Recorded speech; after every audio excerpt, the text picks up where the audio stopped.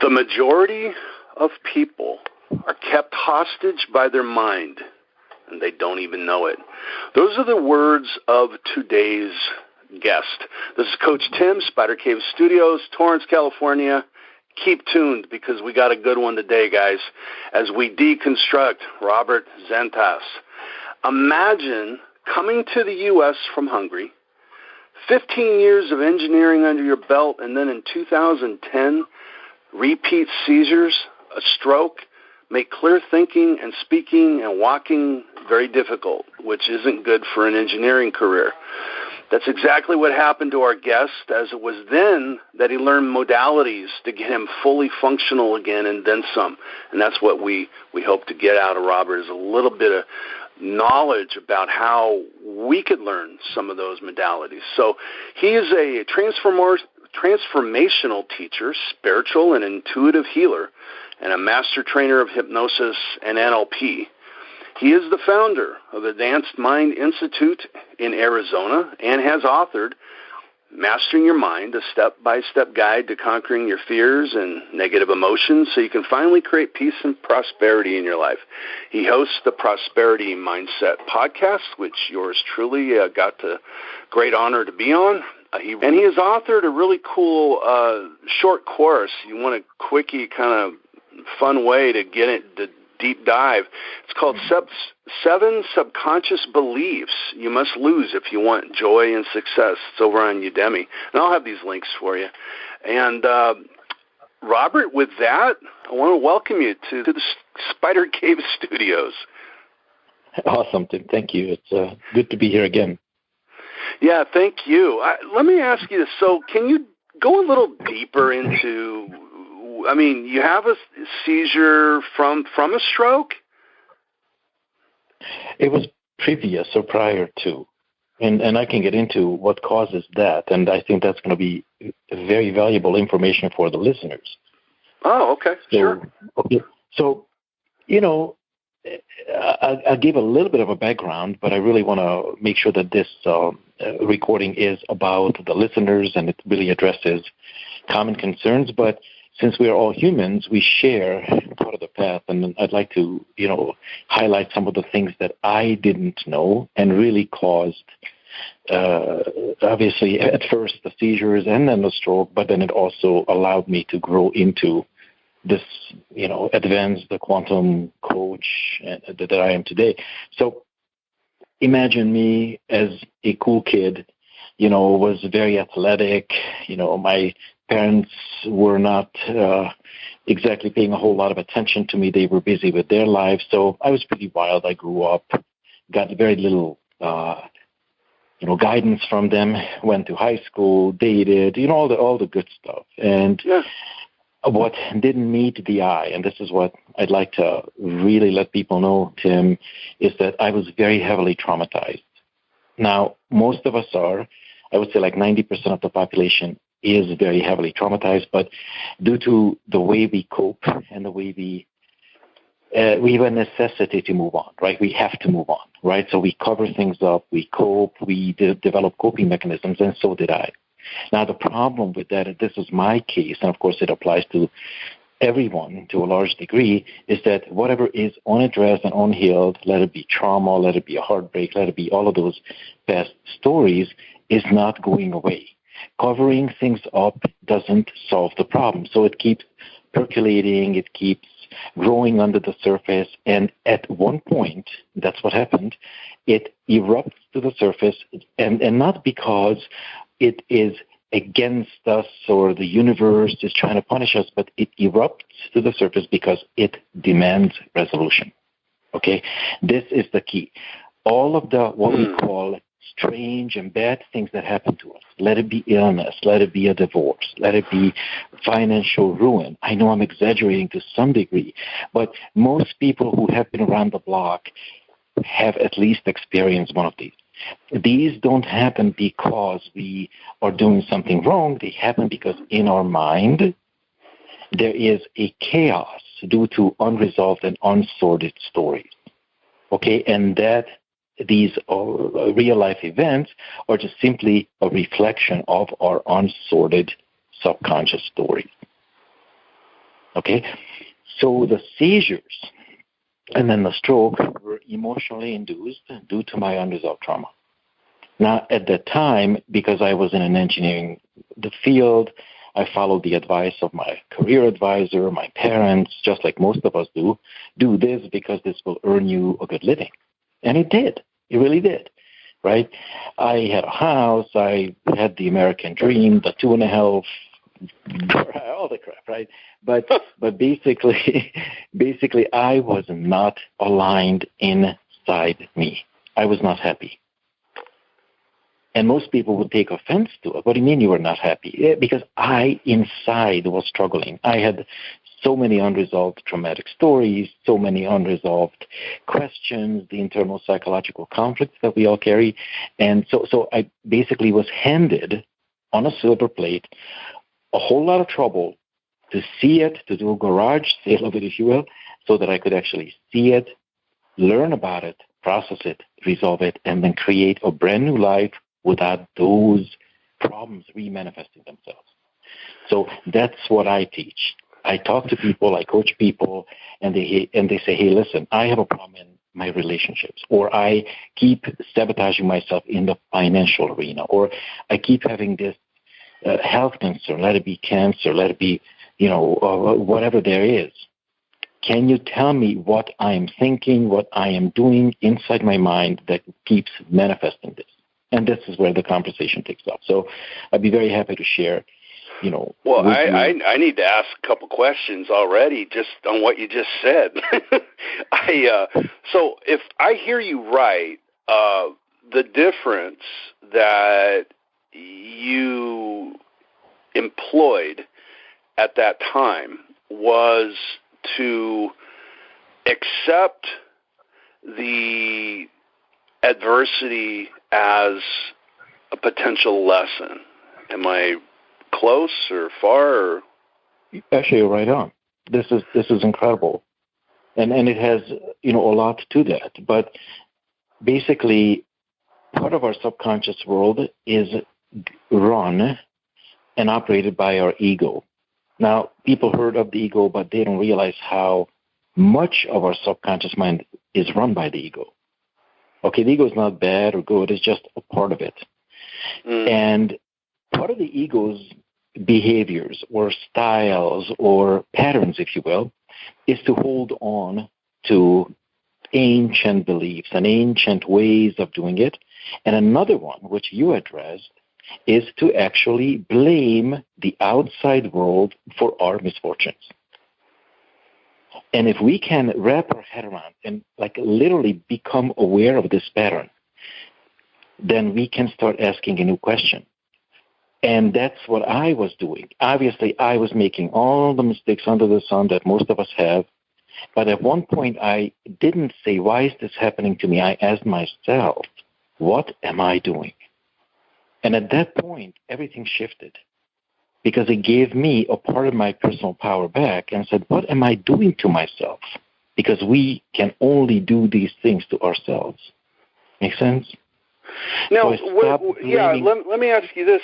Yeah. I all of a sudden, I had a thought, well, some people that experience, tragedy of whatever sort will blame themselves and be guilty and that sort of thing, but that's not what you're talking about, right? That too. Believe it or not, I'll say a general statement, and I mean it from a very deep, heartfelt place. So if some of the listeners experienced tragedy, then I'm terribly sorry. I have too. So my statement is going to come from a very experienced place. But here is the punchline. Everything in this world is so precisely planned that it only appears random to the untrained eye and to those who are unaware of the subconscious patterns. Tragedy is no different. We are creating it. We are attracting it for the purposes of healing and for the purposes of overcoming and learning something deeper about ourselves and the world. Why in the hell would I have caused my divorce, which caused me to not get to see my firstborn child as much as I would have liked, and to this day? Why would I do that to myself?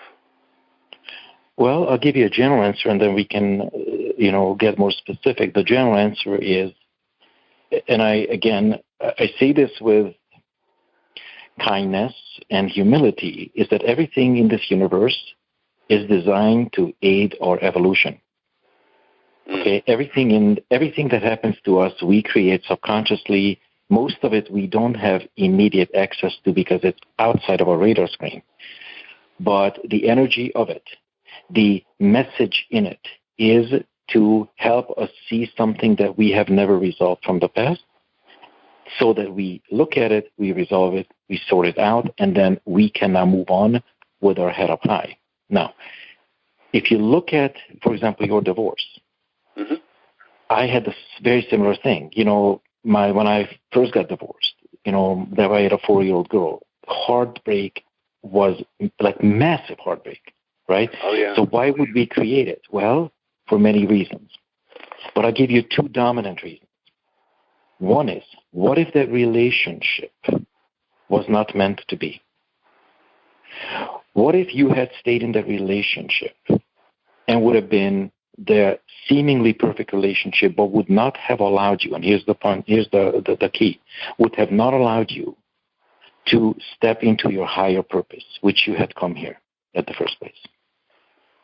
What if the relationship had blocked you from evolving without that pain factor into the person that you are today? Okay, so these are the sort of the questions that kind of come up, but we tend to focus mainly on why me, what's wrong with me, why did she do that, and all those things. And understandable, but that's part of our ego training, which once you accept it and start asking that other set of questions, it's not going to be easy, but you will start seeing a very different logic. Sometimes it appears brutal, but that brutality is exactly what will lead to our healing. And then the other part, and I'll be very quick here, for example, in your case, my case, most people who've gone through it, is because we have all kinds of unresolved, ancient, ancestral heartbreaks. Now, if we don't resolve a story, we are going to recreate it. Did you recreate a heartbreak? Yes or yes, right? Yeah. So, yeah. Okay, I mean, that's where you people, until they learn the lesson, end up just doing the same thing over and over again, right? You bet, exactly. So we will repeat the same story, the good, the bad, and the ugly, until we understand its psychology, and we are able to say or sort it out and kind of like null it or neutralize it, and then accept it as it is for its lessons. And then we can, start training our mind to attract new things, more beneficial things, the things we say we really want. But this is my teaching. It's like I don't like the rah-rah, the jump up and down kind of thing, because that actually fools people and makes them blind to all the 10,000 fragments in the subconscious that need to be looked at and addressed. And once we do that part, then you can jump up and down rah-rah and install all kinds of affirmations, and life turns magical. Does it make sense? So there's like always 2 sides to the coin. The one from the past that we haven't overcome yet, and the one that we want to create using a positive mindset. But one, the first needs to be resolved first. So, and this is what you do with your clients, correct? Yes, exactly. I mean, don't get me wrong. You've studied hypnosis and you've studied NLP and all this deep psychological stuff. You understand it's complex, but that's what I do. And not just being, kind of like an intellectual person about it, but also very practical, very hands-on. And that's where a lot of my engineering skills come in, because I used to do big like software code, like million lines of industrial code. Mm-hmm. And I realized how it is almost spookily the same as the subconscious programs. That's a great analogy. It really is. Mm-hmm. That's so. Let's dive into that a little bit without getting too far into the weeds. But if you have lines and lines of code, what is that? Cut me off if I'm going in the wrong direction. But that's a process, right? A process of all the and one line or one character means something. The next character means something, and if that is like the code in my brain, that character is it a belief? Is it? And you could even go more and more granular, right? You can go into what they call in NLP the submodality or modalities, and then even further down into submodalities, and then piece them all together into your code. And isn't that sort of one of the things that happens naturally or on purpose through hypnosis or therapy work? Yeah, so I'll give you a couple different but simple examples. So let's go back to the code, okay? Most of us by now, we live, obviously this is 2021, have seen HTML code. We programmed something, maybe in WordPress, maybe our own website, Sure. So it's not a foreign concept. So in our coding, subconscious coding, we've got a million different lines. And some of them you can actually read. Some will say, if the weather is cold, then go to sweater or put on something warm, right? You dress appropriately. So these are some of these very simple ones. And there are additional lines of code, hundreds of thousands of them, that are not logical. We cannot read them until you really study them. That would be the carrot, then the this and that strange character. And if you, are not exposed to it, you haven't seen it, then it's going to be very confusing. You don't understand its meaning. And the same thing is true for psychology. So, I'll give you an example. Imagine that there's a teenager who starts to date. Okay, say let's talk about a young boy who's 14, just because you and I are, guys. Mm-hmm. And we all of a sudden don't quite succeed the way we saw it on TV. All of a sudden we feel rejected. All of a sudden we might even feel like part of the heartbreak energy come up. And then what are the decisions that we make very quietly in our mind? I mean, this is something that you could help me come up with. This is not a black or white thing. What would we say? Like if it didn't go well, what would we decide? What would we start to protect ourselves against? Well, we might say that the heartbreak is a breakup, correct? Heartbreak is an ancient story. It is where our heart is broken. We feel so rejected and unloved and some additional things that we begin to become extremely protective of our heart, and we will not open up from then on. You even have songs about heartbreaks, like You Broke My Heart. Yeah, right? Yeah. Well, to answer your question earlier, I would say that I think a natural thing to do is you start in any adversity. It's natural to start coming up with reasons or stories why it's not your fault. It's their fault. Exactly. That would be another. Exactly. So why it's their fault? It's not our fault. Sometimes we come up with like a list of questions like, what's wrong with me? What am I doing wrong? Yeah. On television or in the movies? It looks so slick and smooth, and yet I can't do that.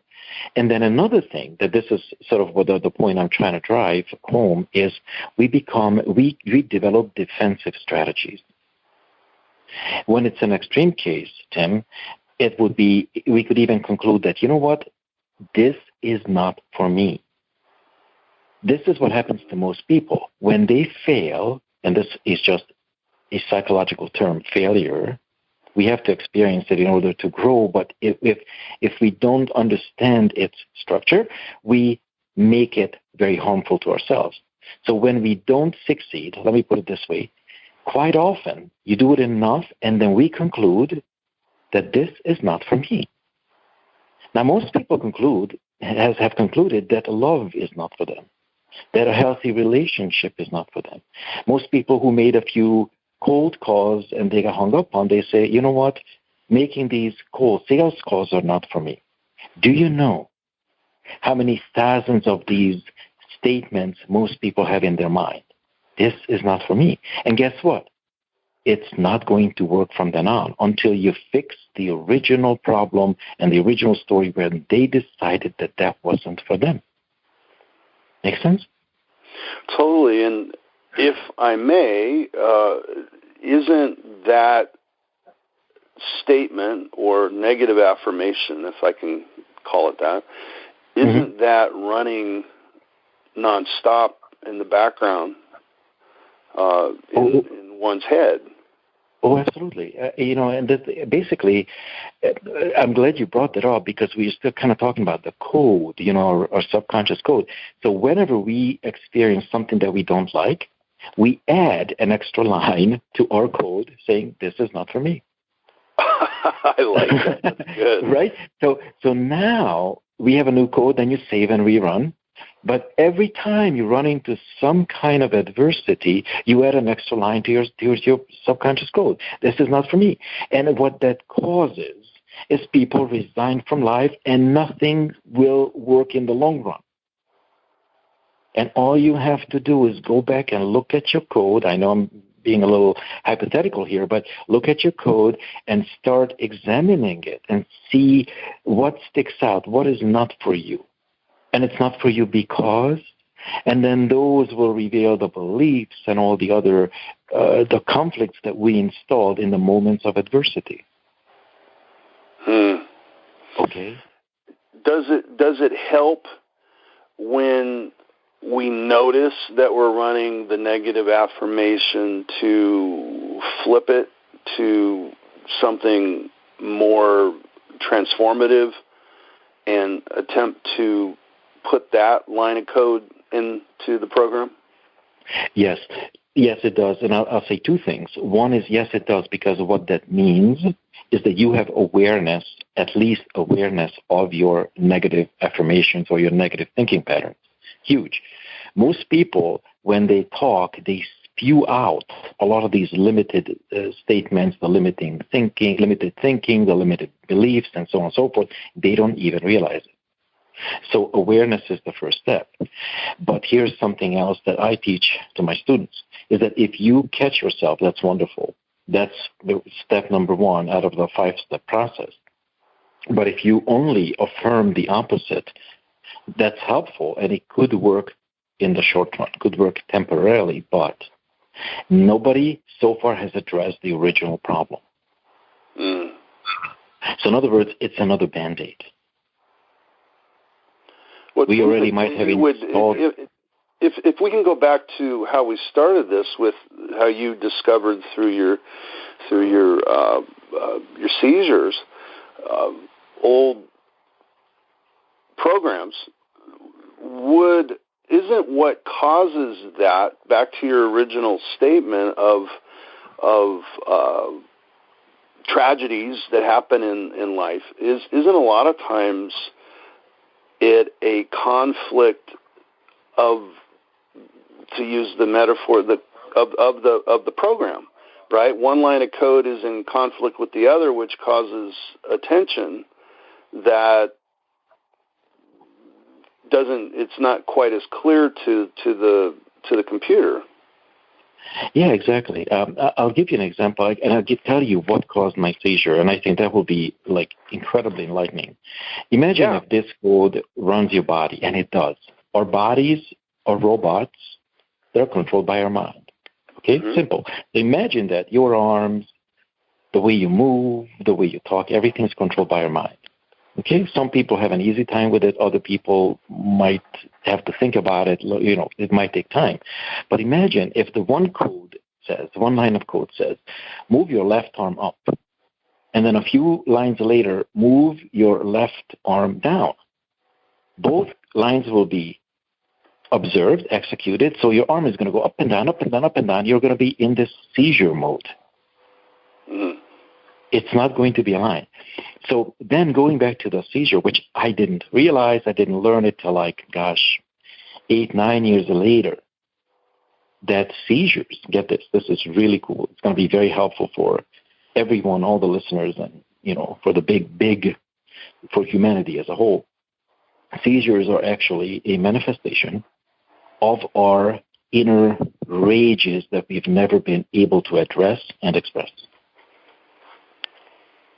Okay, wow. Let me give you another angle to it, another depth to it, because then this is going to be super uplifting. Why do we have these rages? Why do we have this self-destructive rage that we suppress? Well, we suppress it because we have to survive. You can't just go out and start throwing tantrums left and right, because that would be socially awkward, socially unacceptable, so we cope. But coping doesn't mean resolution. And you see how this goes? Everything's covered up. So it's almost like we are wearing 10,000 Band-Aids, and we are bleeding underneath all of those Band-Aids. Wow. Because the original wound has never been cleaned, never been addressed, never been treated. And then I'll tell you one more piece, which is what I promised as to why it's going to be very impactful. The rage is there because we have unresolved traumas. And in moments when we were defeated, in moments when we were hurt, we didn't just roll over and became doormats and all these. We actually became very angry, and we swore to vengeance, subconsciously. But we can't carry it out because, again, that's socially unacceptable, and so on and so forth. So we have so many of these repressed stories, and they come to the surface in these inexplicable or seemingly inexplicable things we call illness. So the seizure was my unexpressed rage towards my abuser from my childhood. Wow. Crazy cool stuff, right? Now, once you know that, do you feel empowered? Yeah. Yes, right? It's not just some random thing. And this kind of goes back to my previous statement. Everything is so precisely planned. It only appears random to the untrained eye. But the moment you know some psychology, like what I shared, all of a sudden that particular devastating, tragic, as you call the tragedy, is no longer a tragedy. It's a growing opportunity, as it was for me. Well, this is a very interesting where we're going with this. It's very interesting to me because when we were in pregame, we were talking about how I was listening to this fella who is sort of a known and puts himself out there as this rational skeptic, and it's compelling because when you hear somebody speak like that, it's so logical, and especially for people that maybe aren't used to that sort of rational and avoidance of any of the logical fallacies and all that kind of stuff. But and I got pulled into that myself over the years, where it's like, okay, well, but I started to realize, if any growth, like when I'm coaching football or growth within myself, it comes from some sort of emotion. It's not rational. And a lot of times I'm running the hell away from the pain to get better. Or if I don't get better, then it ends up, that repetitive thing we were talking about earlier, right? So where is there's a rational piece of us that makes sense that we all have to abide by, but there's also, I tell me if I'm wrong. I mean, I don't mean to speak for you, but it's fascinating to me that really, if someone's listening to this, and Robert, you can go so deep where people will really get tripped out, right? I mean, we've talked where it's way into woo-wooville. And I would say to take off the rational thing, because I found for myself a lot of times that's just an excuse, a fear thing to not go into something I don't understand.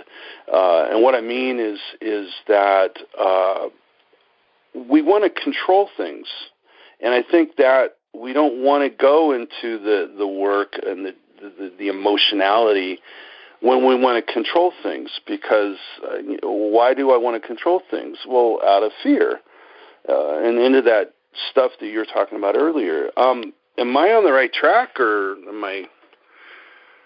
Yeah, you asked actually many different questions, and I'll answer them, and please re-ask if I haven't addressed it.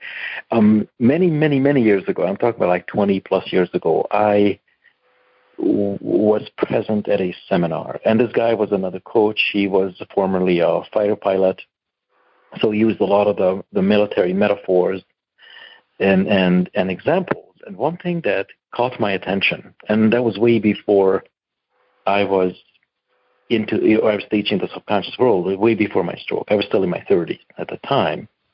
He said this, and it changed my world, because I never argued against it, but it really made me think deep. He said, all decisions that we make are 100% emotional until the decision is made. And then we become logical and we begin to rationalize them.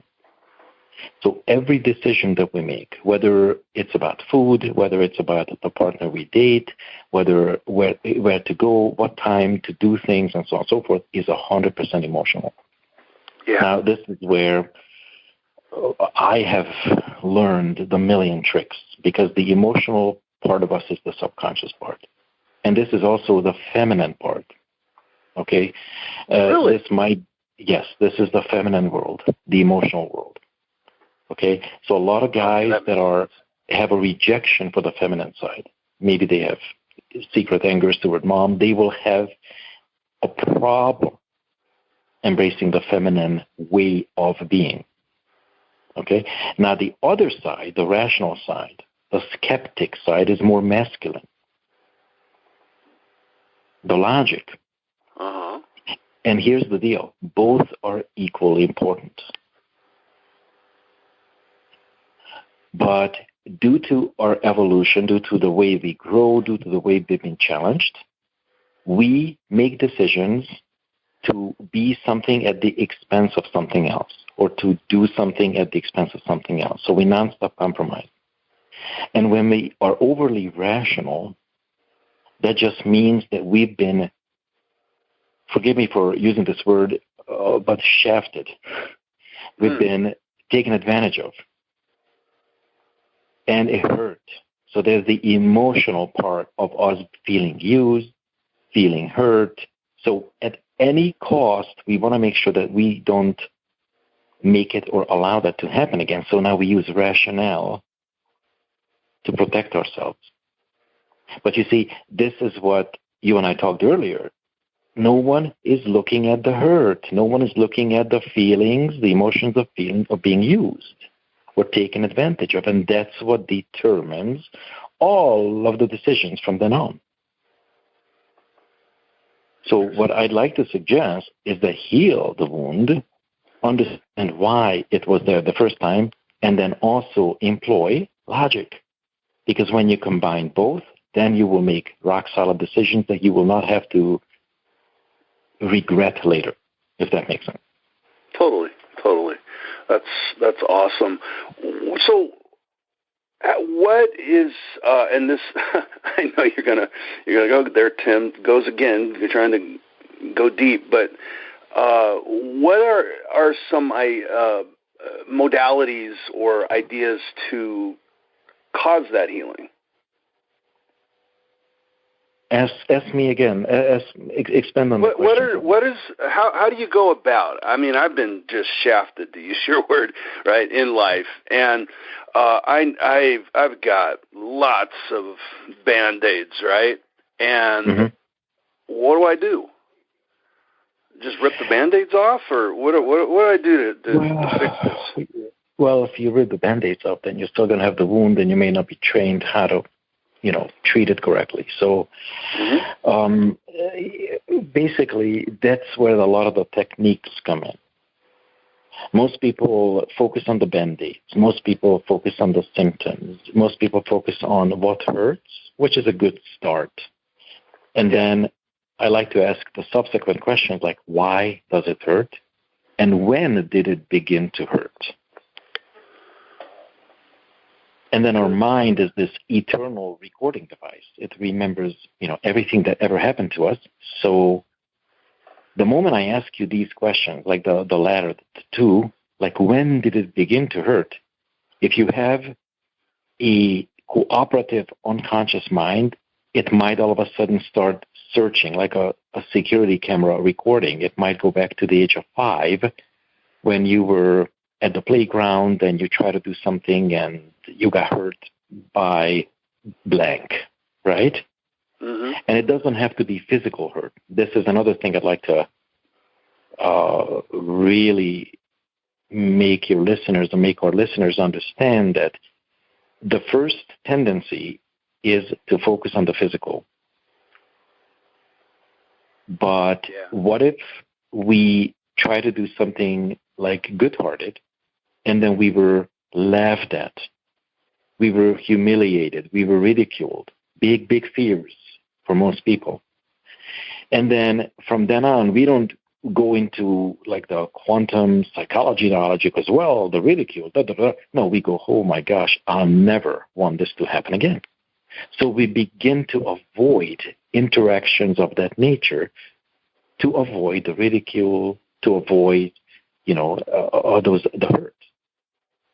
So that's what my specialty is. So tell me what is going on, and I'll help you resolve it at the deep subconscious level. Okay? And then in that process, the Band-Aid will fall off anyway. Mm-hmm.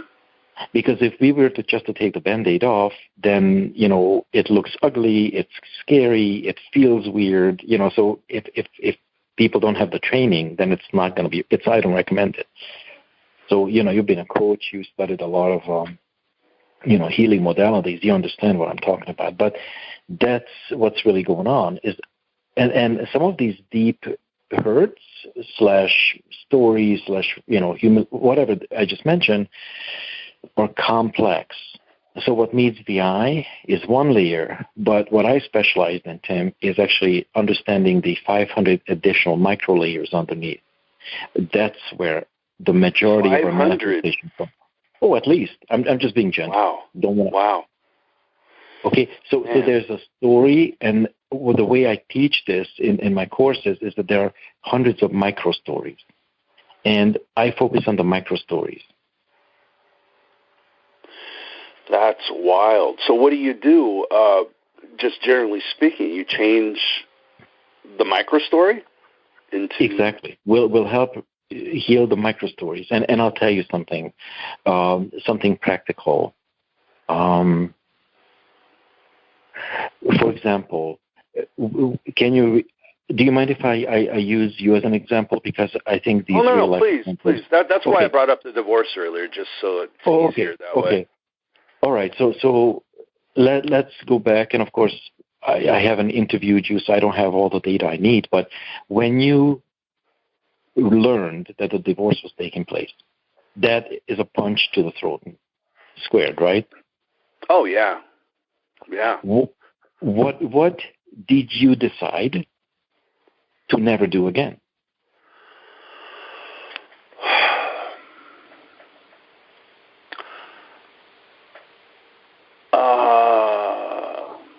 Probably, this might, I don't know if I'm being honest. I think I am, but I'm, how you cover up. I want to say that I didn't want to be a poor communicator again. Okay. So we got married early. I was a college football player, and my communication level was a type of a college football player. Exactly. Okay. So, but do you realize that that's how men have been taught? And I have to say this because we are entering a new era, and we will all need like complete retraining. Humanity has to be like fully and completely retrained. But do you realize that a lot of that, what you call poor communicator, was almost given to you as a strategy? And did it work or did it not for you?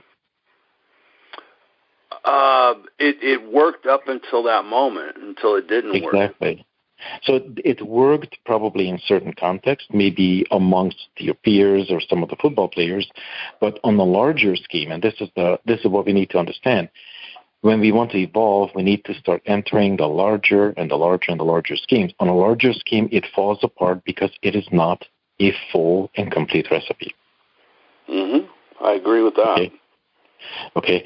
And I've done the same thing. I mean, most of my life, I was very sensitive, very emotionally aware, but I had too many of them. I didn't know what to make of them. So I said, okay, I'm going to run 10 miles today and tomorrow and the day after too, right?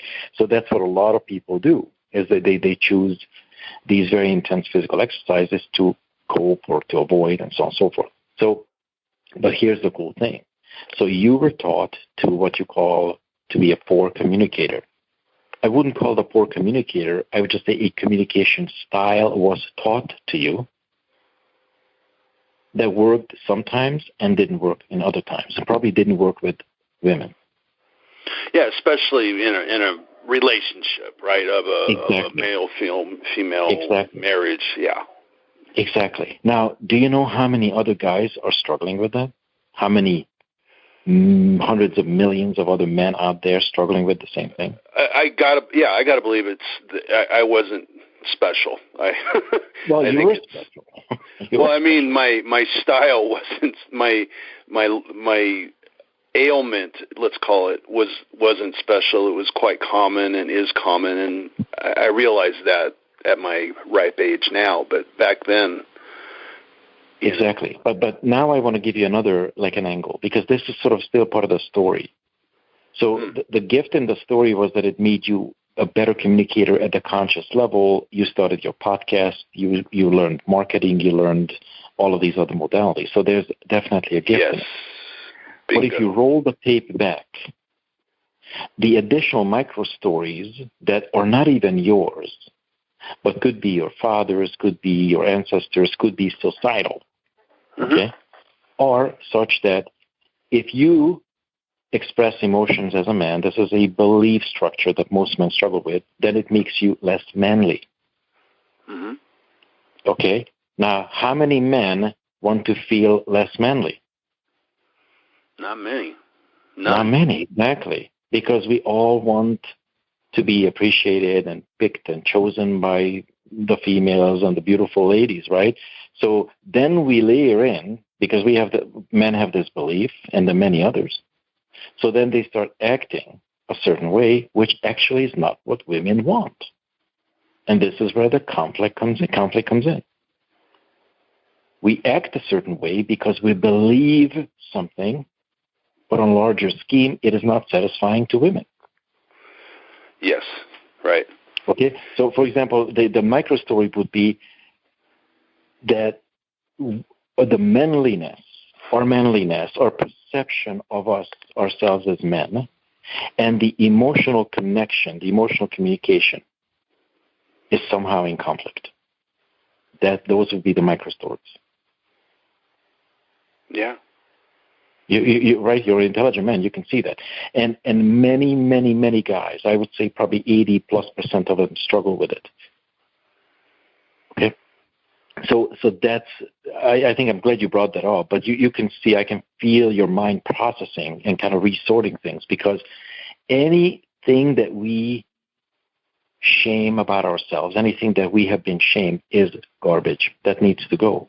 But it won't go by itself. You really have to know certain techniques, and you have to apply it to these stories, to these beliefs, to these ways of thinking, and then you become free from that prison, because most of these thoughts are, they put you right back in the prison of your mind. Right. That's interesting.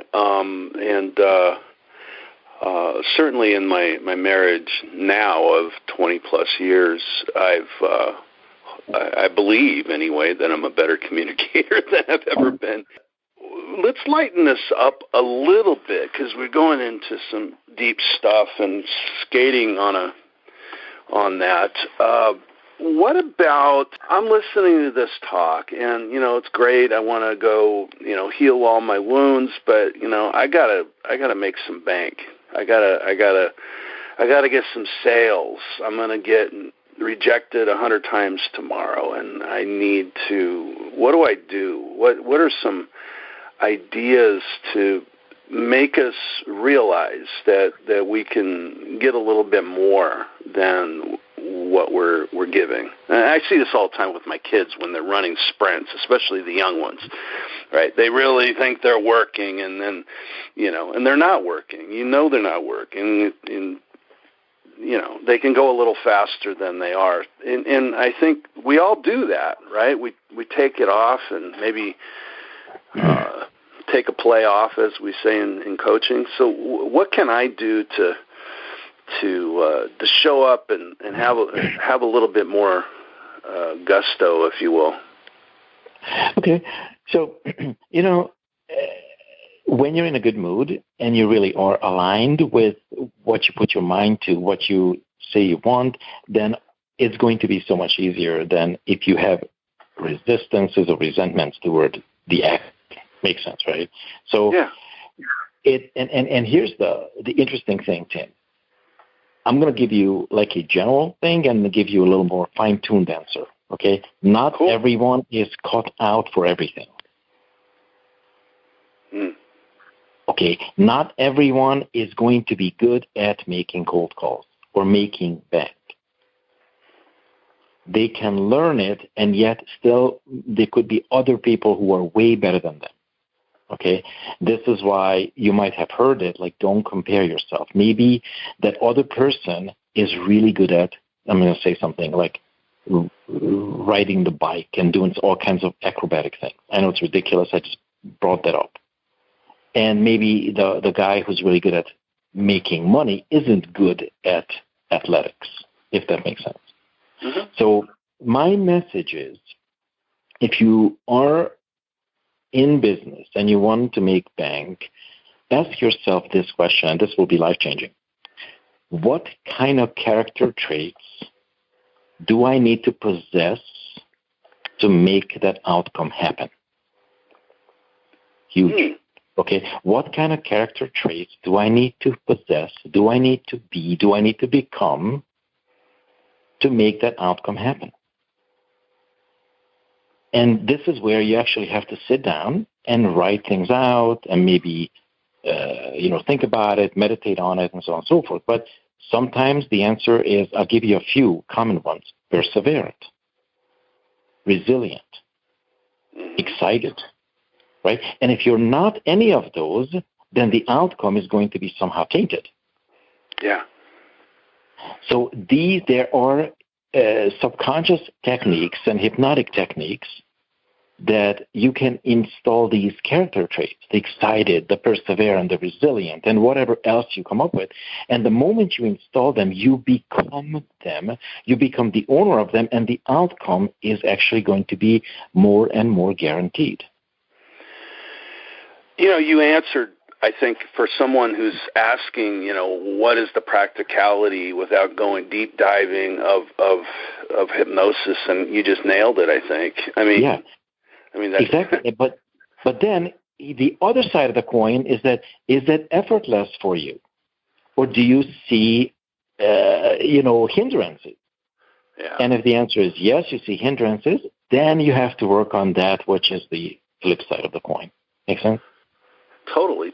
Hey, since we're on hypnosis, what are some of the, out there or crazy stuff? I don't mean crazy. That's probably a bad word in context, but just wild stuff that happens that you can share in good taste. Is something I witnessed or something I have performed? That you maybe have, you're helping somebody out, and it's just, all of a sudden, like I heard of stuff that almost before from someone that almost sounded like they were able to control a cut, right? This guy was hypnotized, and the bleeding, they would stop. So I don't know if it was true or not, but that's something wild that I've heard.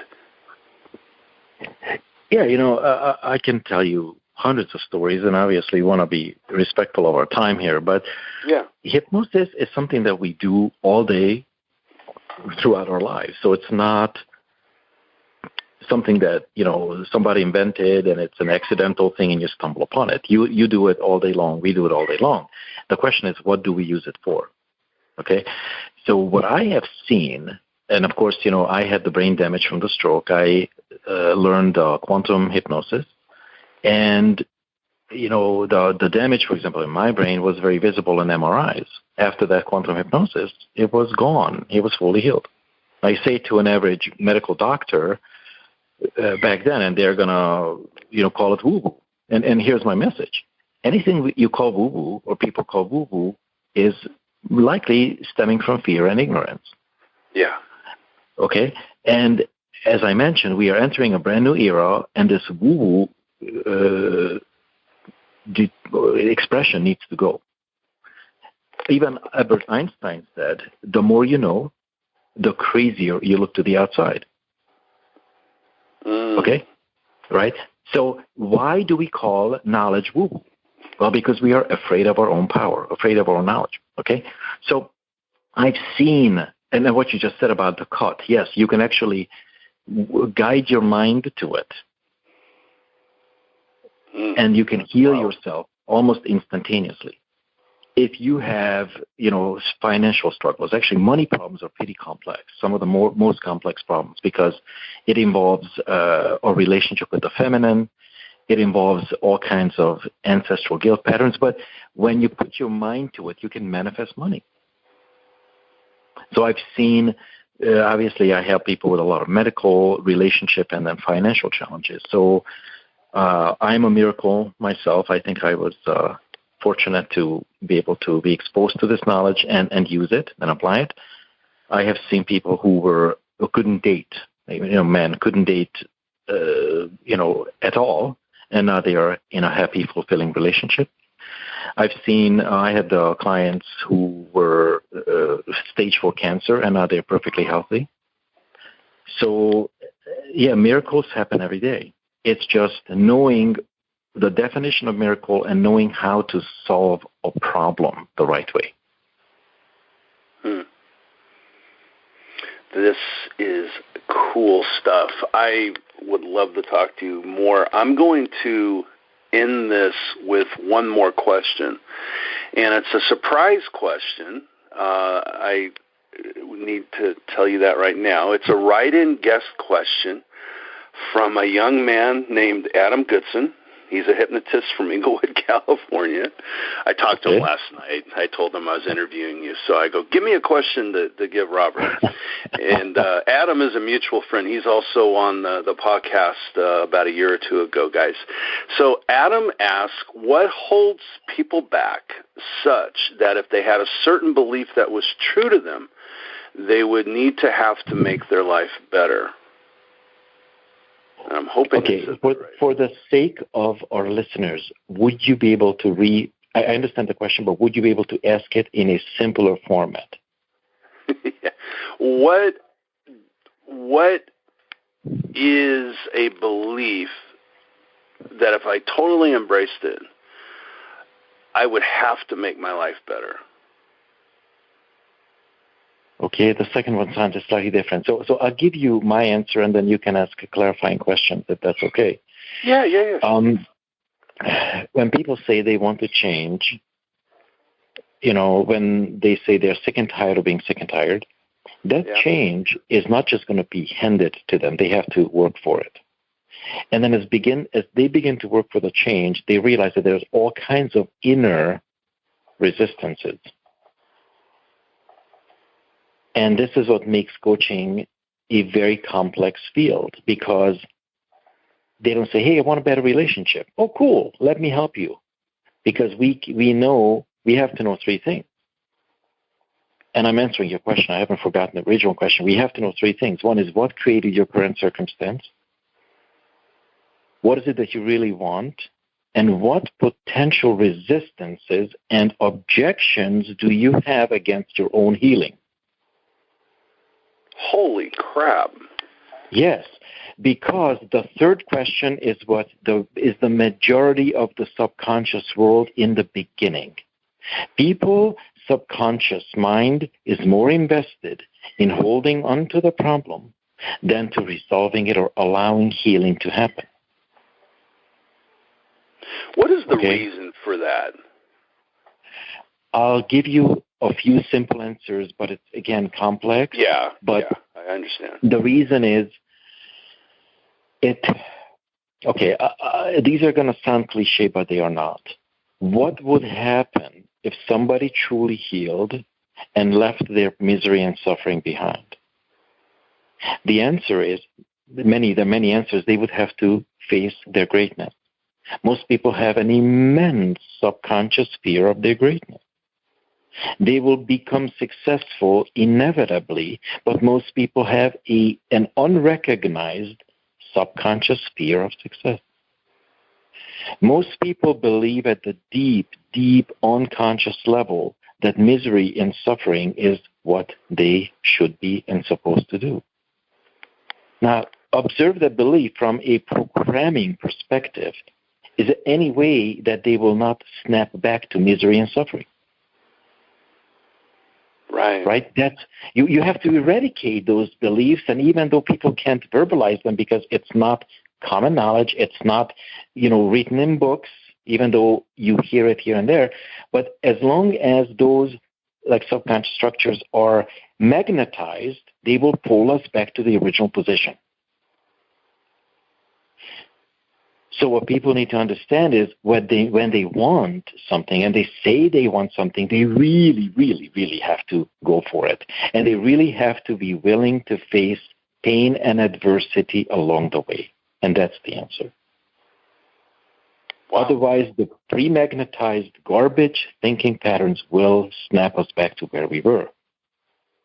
Wow. Right? Now, this is a wake-up call for humanity. Do you see why so few people can really come out of their hypnotic self-destruction? It's because there's all these other things underneath that are fueling this bin where we are cooking. We say we want change, but we don't want to go through the traveling to get there. Correct. We say we want change as long as it's easy. We say we want change, but we fear change. So there's a parts conflict. Wow. That's right? Interesting. Yeah. So in other words, when we say we want to change, we really have to understand that it's not a linear or a joyride. Some of it is going to be paying off immediately. Some of it, you're going to have to face a lot of your inner conflicts. And this is the part that people have been trying to avoid, and of course it resulted in all the problems, what you call tragedy and divorce and financial ruins. But once we overcome these with the understanding that there's some other side thinking that sort of influences us, then when you're willing to go through the process, then you will come out as a victor. And this is what is going to be necessary from here on. This is what's going to be sort of the new educational system. Is how to do all these things. Why is this necessary? How to step on spirituality, or the path of spirituality, and how to take self-responsibility. This is the new world. We are right at the threshold. This is a great place to stop. I think you gave a ton here today, and I really, really appreciate you. Robert, how do people get in touch with you? I'm going to give the links to the stuff I mentioned earlier, but how do they get with you? Because you run workshops, you run coaching and one-on-ones, I believe. How do we get a hold of you? Oh, okay. So it's very simple. I'll give you one URL, and then I'll give you a brief description of what's inside it. My company's name is Advanced Mind Institute, and the web link is A as an apple, mind, M-I-N-D, institute.com, all in one word, amindinstitute.com. Mm-hmm. And when you load their webpage, you can read some good stuff. There are going to be links to, you're going to be able to book a call, or schedule a call with me if you're interested in private coaching. There are additional buttons where you could buy courses from Udemy. And if you're interested in learning the deep stuff and becoming like a leading edge coach, which is going to be the next step that we will have to embark on, there's also a button on this website called certification programs. I offer a free webinar, a free web class. People can watch it for free. And if that's what they want, they really want to learn how to, I'll go out of my way to serve them, as long as they are able to say they want it and go through the process. That's cool. That's cool. Unbelievable. I appreciate you. Thank you for sharing today. And I hope everybody, this is one of those talks that you can go back and listen to over and over again, and I think get something new. Thank you so much, Robert. You're welcome. It was my pleasure.